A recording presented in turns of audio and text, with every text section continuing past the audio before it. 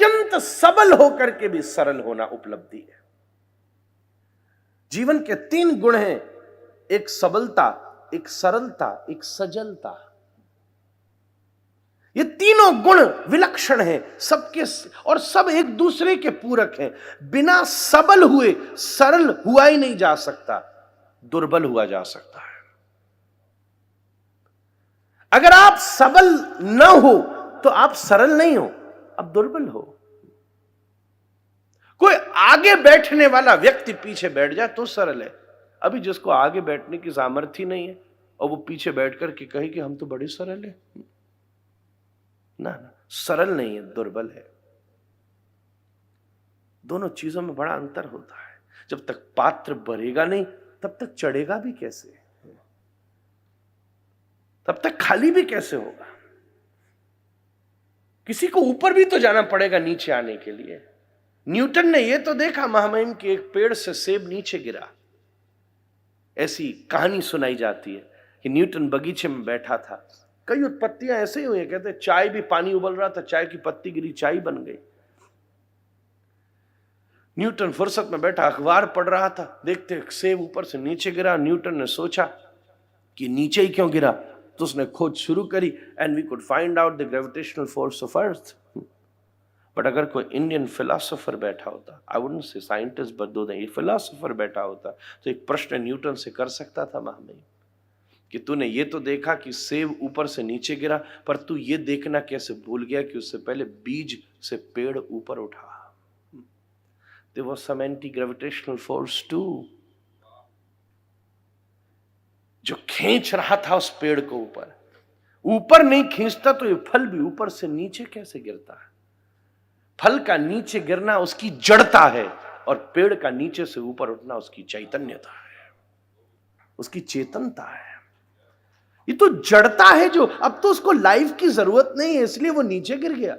पर जिसके अंदर कॉन्शियसनेस है, जिसके अंदर लाइफ फोर्स है, जिसके अंदर एनर्जी है, वो जमीन से ऊपर उठ रहा है। पश्चिम में हुआ था ना, इसलिए उससे किसी ने प्रश्न नहीं किया। भारत में होता तो कणाद, गौतम, पतंजलि उसे घेर लेते, पूछते भाई गिरना तेने देखा, चढ़ना नहीं देखा, भरना नहीं देखा, बढ़ना नहीं देखा, उतरना तूने देखा। सबका अपना अपना अनुभव है। सबलता के बाद सरलता की शोभा है। वाल्मीकि रामायण का एक अद्वितीय प्रसंग है, जब सीता जी की खोज हो गई तो राम कहते हैं 4 महीने हम, जब सुग्रीव को राज्य गद्दी मिल गई तो राम कहते हैं हम 4 महीने प्रतीक्षा करेंगे। उस समय महर्षि वाल्मीकि ने एक श्लोक लिखा है, सर्व समर्थ राम तथापि राम समयम प्रतीक्षते। सर्व समर्थ होते हुए भी रघुनाथ एक पत्ता फेंक दे तो प्रलय हो जाए, पर उसके बाद भी 4 महीने अच्छे समय की प्रतीक्षा कर रहे हैं। सबलता और सरलता की जोड़ी है।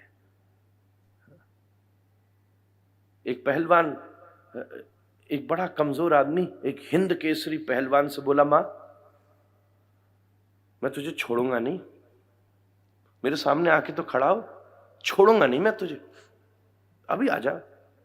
पहलवान ने पकड़ के उस कमजोर के गाल पे एक चांटा मारा। 10 मिनट तो गिर ही गया, फिर उठ के खड़ा हुआ। बोले तूने सच में चांटा मारा? बोले हां।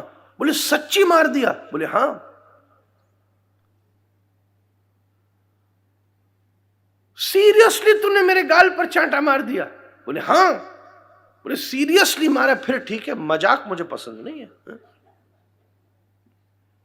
नहीं मैं तुझे छोड़ता नहीं, सीरियसली मार दिया।